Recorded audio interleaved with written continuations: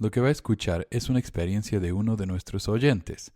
Las experiencias compartidas solo son para mostrar cómo y por qué algunas personas se alejan de la Iglesia Sud y las opiniones que incluyen pueden o no coincidir con las de pesquisas mormonas.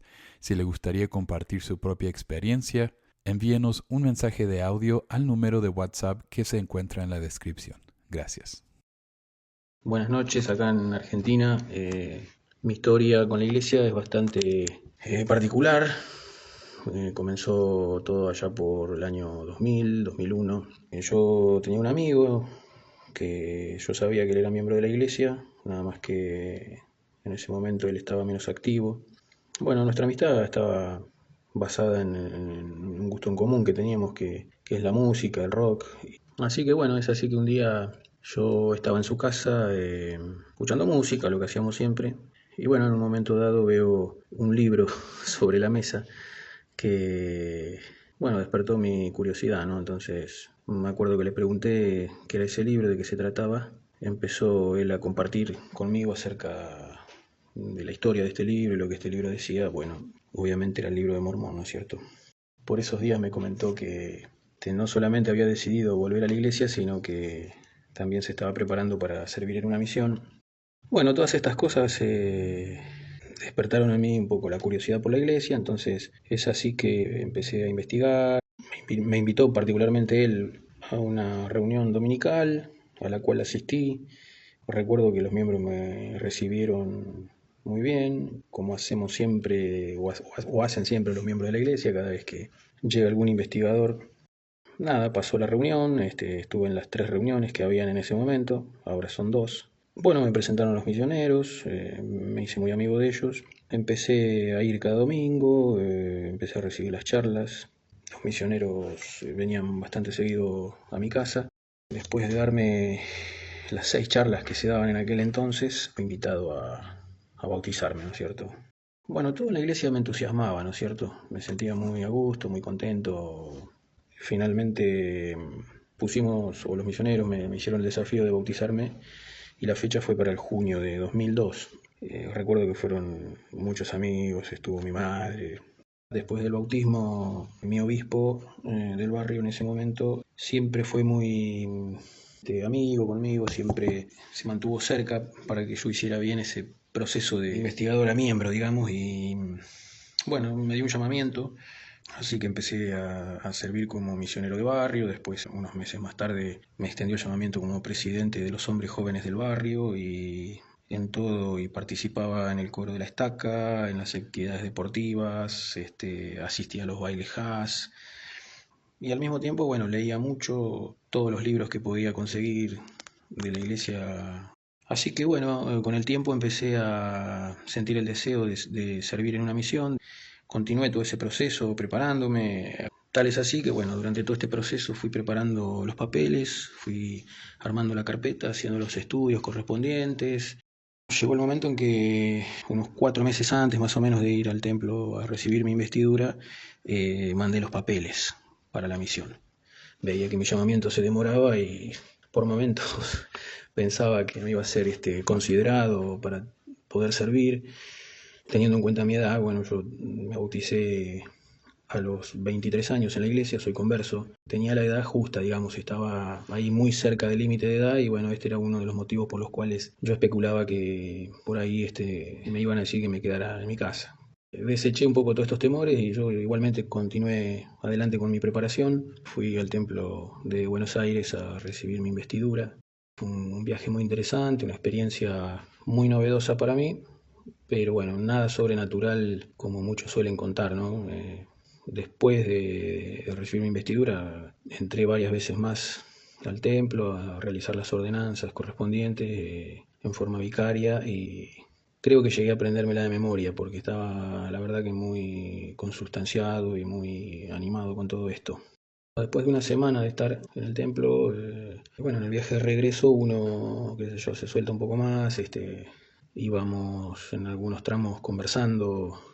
Bueno, en un momento recuerdo que estábamos tomando mate ahí en un asiento, en 2, 3 asientos, hay un grupo de los jóvenes y el tema que estábamos hablando tenía que ver con el profeta José Smith y su relación con la masonería.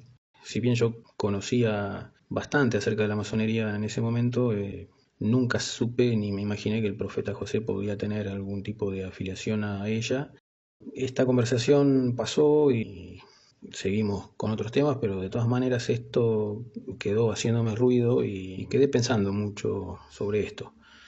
Bueno, llegamos a mi barrio, recuerdo un día domingo, por la tarde. Bueno, mi obispo estaba esperando el contingente, ¿no? Estaba esperando que lleguen los jóvenes. Recuerdo que cuando bajé del colectivo, enseguida se acercó a mí y me invitó a ir a su oficina.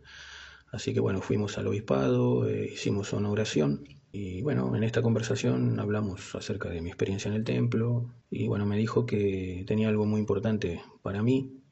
Y bueno, en ese momento él pone su mano o su brazo debajo del escritorio, abre el cajón y saca de su cajón un sobre blanco donde me dice en ese momento él, bueno, llegó tu llamamiento y me entrega el sobre, ¿no? Así que fue una alegría muy grande, realmente estaba muy contento, era lo que yo deseaba. Llegué a mi casa, estaba solo, yo en ese momento vivía con mi madre y mis dos hermanos. Los esperé un rato, como veía que no llegaban, nada, no aguanté la ansiedad y abrí el sobre.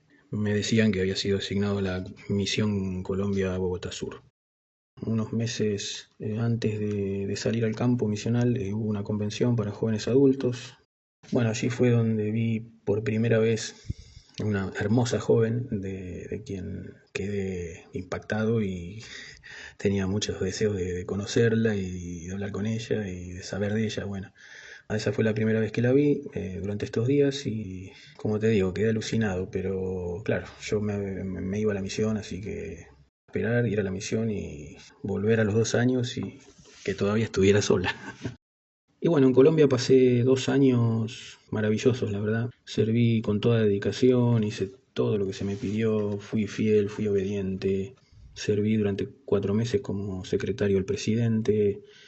Durante 16 meses fui líder de zona. Yo estaba muy feliz porque, bueno, además la gente de Colombia es muy especial, te tratan muy bien. No tuve muchos bautismos, 24 en total, pero bueno, me llenaba de orgullo por ellos, ¿no? Cuando de pronto recibía algún mensaje a través del pouch donde me contaban de sus progresos. Mi presidente de misión es una persona excelente, su esposa también, me trataron de maravilla. Éramos todos latinos en ese momento porque, bueno, por una cuestión de seguridad, teniendo en cuenta los problemas que habían habido en Colombia con la guerrilla, la iglesia había optado por no enviar misioneros gringos. Pasaron los 2 años, la verdad que no me di cuenta. La verdad es que, bueno, el viaje de vuelta fue toda una aventura porque no habíamos conseguido vuelos directos de Bogotá a Buenos Aires. Aerolíneas Argentinas estaba de paro, como ya es costumbre. Y bueno, un viaje interminable, ¿no? Porque salí un miércoles de Bogotá y llegué a mi ciudad un domingo a la mañana derecho a la capilla a dar el testimonio. Fui ordenado sumo sacerdote esa misma semana. Y bueno, me asignaron supervisar el centro de historia familiar. Bueno, todo estaba sobre ruedas, digamos. Todo era lindo, todo era felicidad.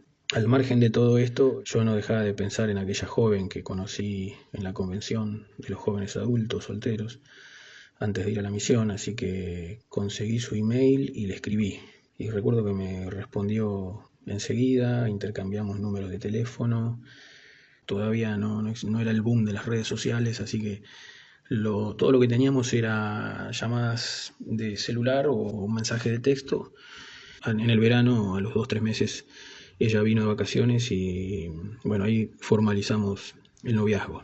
Imagínate, yo estaba, ahora sí, enamoradísimo y en marzo de 2006 ella regresa a Buenos Aires, así que la verdad que no pudimos con la distancia y en abril yo me fui a vivir allá a Buenos Aires.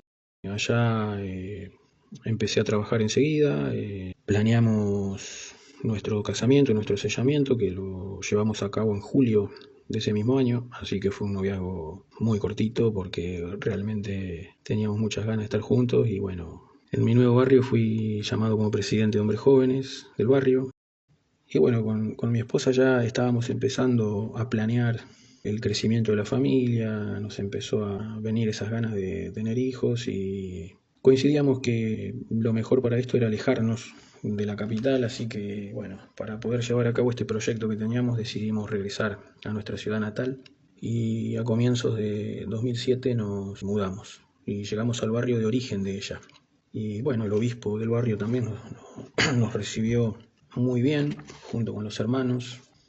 A los 3 meses de llegar, coincidió, digamos, justo con nuestra llegada, que se reorganizó el obispado del barrio, más o menos en esas fechas, y a los 2, 3 meses el obispo es relevado, llaman a un nuevo obispo. A mí me llaman a formar parte del obispado como consejero de este nuevo obispo.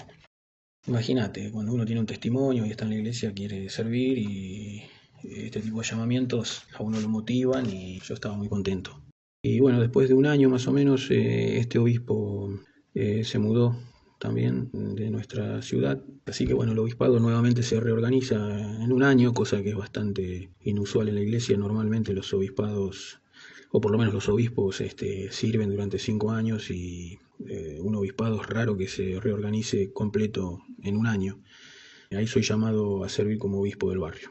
Y bueno, en una etapa de mi vida muy especial, porque bueno, yo estaba con un matrimonio floreciente, un trabajo independiente que me estaba yendo bien, bueno, y la oportunidad de servir, ¿no? Que es algo que a mí siempre me gustó y me atrajo, que es el hacer cosas por otros, lejos de los egos y de las supercherías sacerdotales, ¿no? Y dedicaba muchas horas. Realmente dedicaba muchas horas, dejando en segundo plano a mi esposa, y en mi trabajo lo mismo, delegaba muchas cosas en un empleado que tenía, pasaba horas en la capilla, con reuniones, con entrevistas, y no me daba cuenta que no estaba siendo equilibrado, ¿no? Y bueno, yo sentía que el Señor iba a bendecirme, ¿no? De alguna u otra manera por mi dedicación a la obra. Y bueno, a los 5 meses de ser llamado obispo nació nuestro primer hijo. A esa altura ya la felicidad era total y absoluta, ¿no? Pero bueno, un día, estando en mi trabajo, frente a la PC, en un momento de relax, bueno, encontré información sobre José y la masonería, ¿no? Aquella conversación en aquel viaje al templo volvió como un auténtico déjà vu. Me enteré, bueno, de José y la masonería, de cómo literalmente robó José las ordenanzas masonas para introducirlas en el templo de Nauvoo. Y empecé a investigar la verdadera historia de la iglesia. Por un lado me resultaba decepcionante y por otro lado apasionante. Y bueno, estudiando los días de la iglesia en Nauvoo, descubrí los verdaderos motivos por los cuales abandonaron Kirtland, entre otras cosas por la gran estafa del Banco de Kirtland, creado por José, y bueno, la antipatía que se ganó entre propios y extraños, ¿no? Esto los obligó a emigrar. Llegaron a Nauvoo, donde José armó literalmente un ejército. Descubrí al verdadero José ahí, un hombre sin límites, desenfrenado, dispuesto a todo, ¿no? Cuando el Nauvoo Expositor denunció esta vida de desenfreno que él llevaba adelante, respondió con una violencia absoluta, incendiando las instalaciones del edificio del Nauvoo Expositor.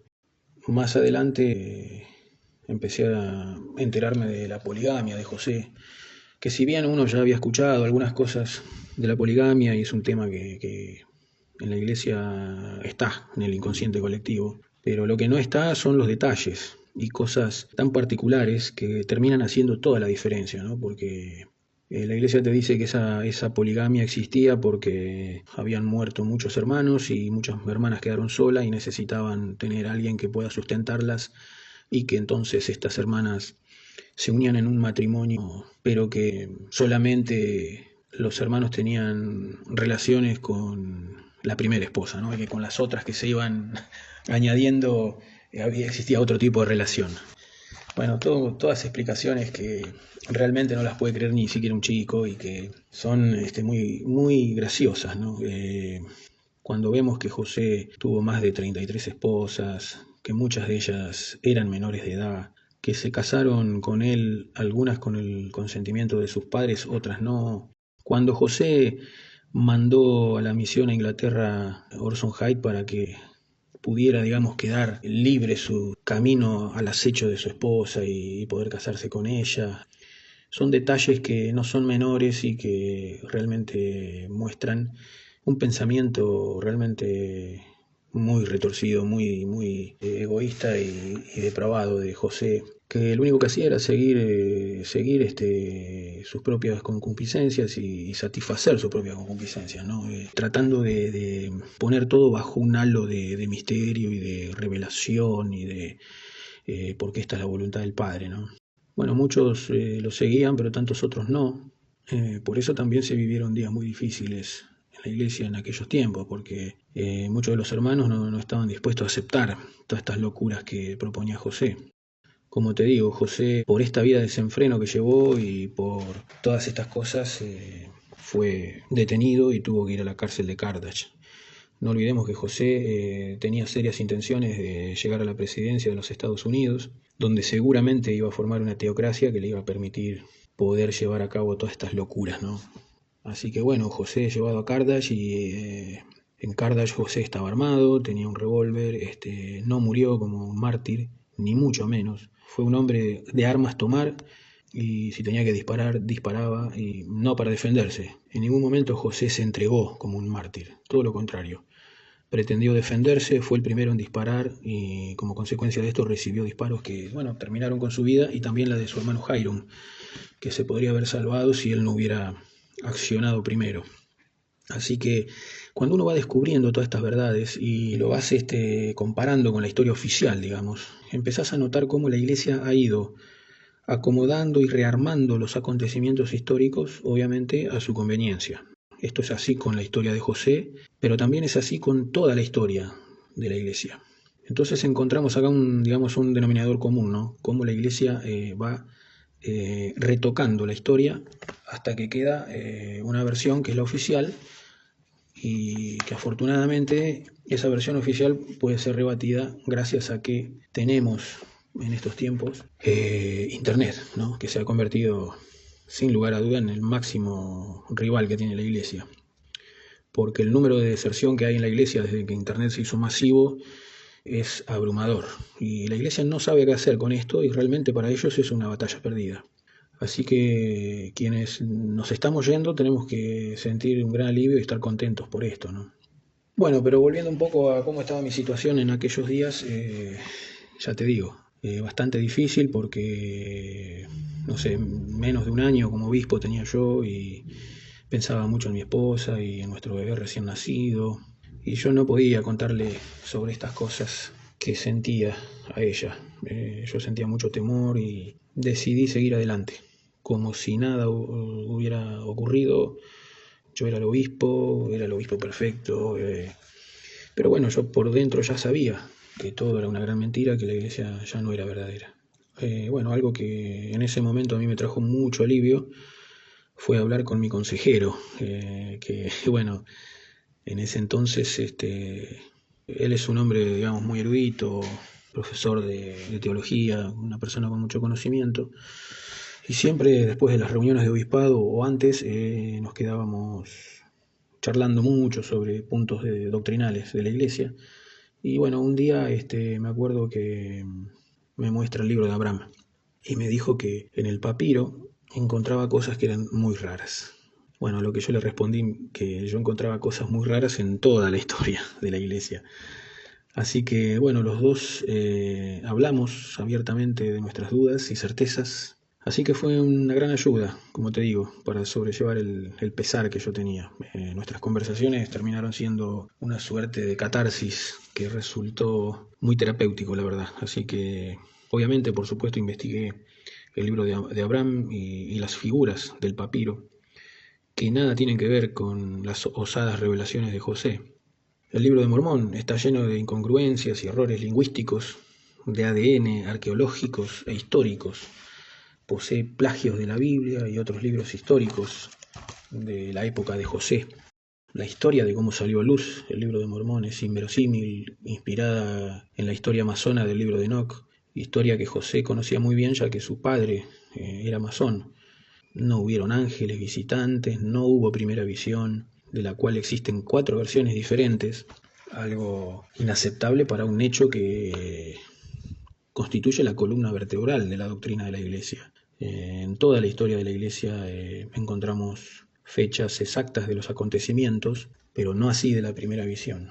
que, según cuenta la historia oficial, aconteció en la primavera de 1820. Este año se estarían cumpliendo 200 años de esto y la Iglesia no se ha pronunciado al respecto.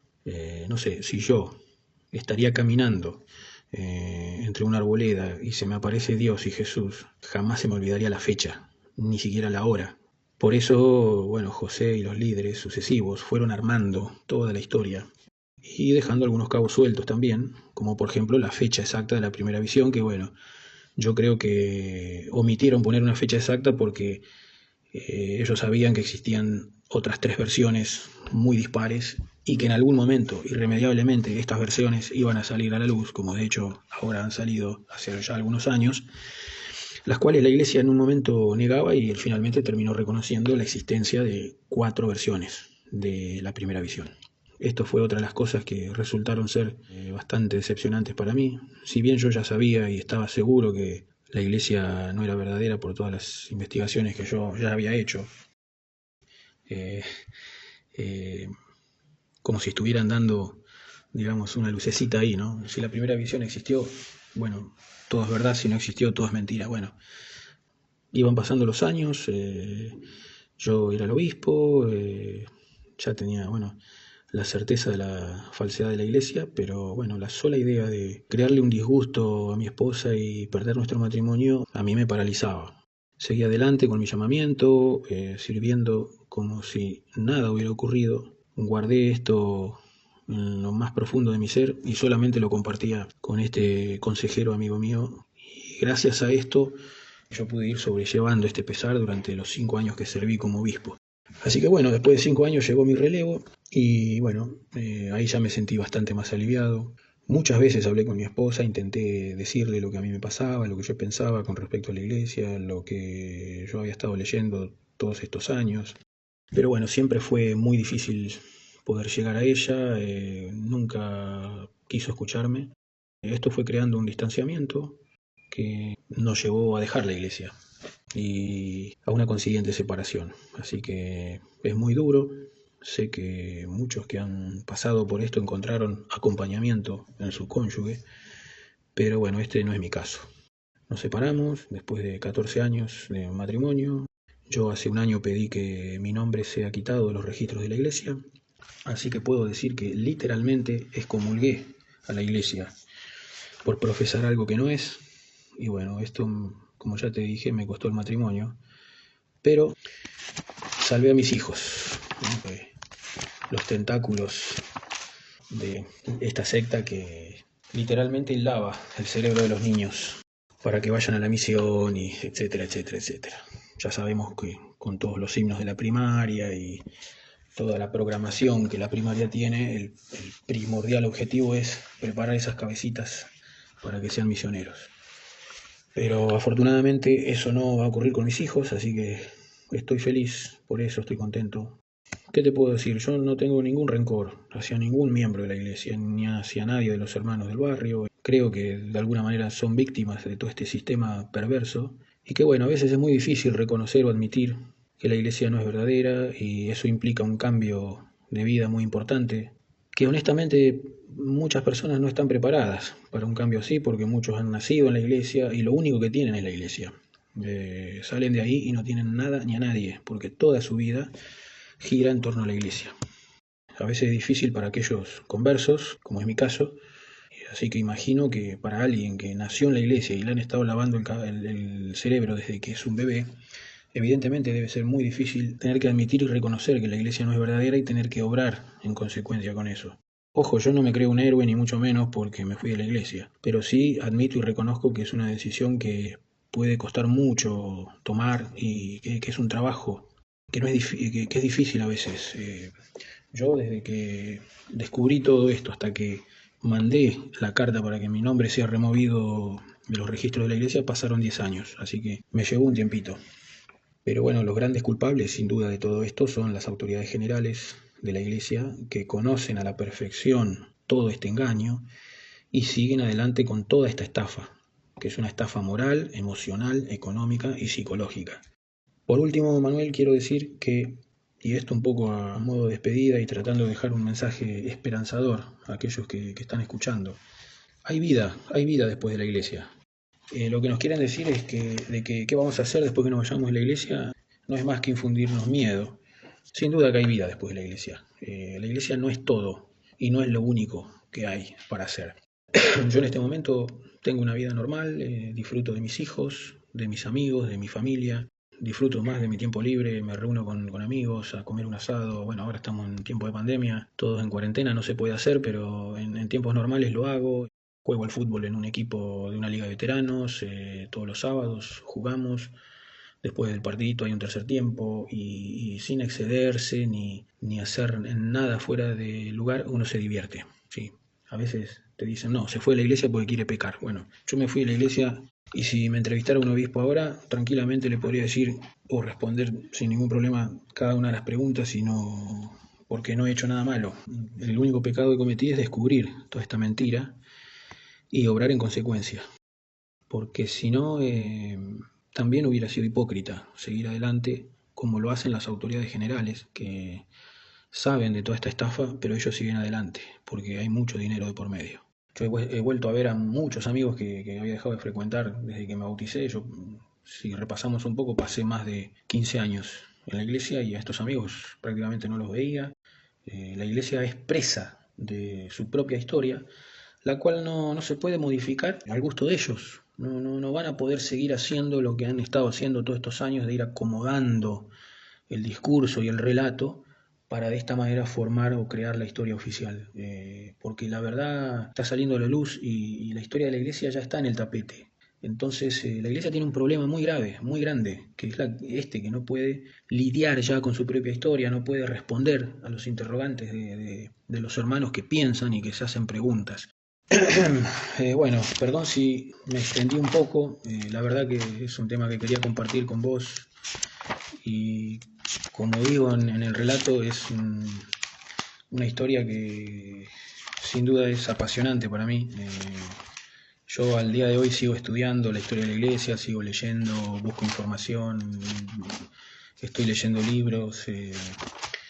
Te sigo permanentemente en tu canal de YouTube porque me gusta estar informado acerca de las nuevas cosas que pasan en la iglesia.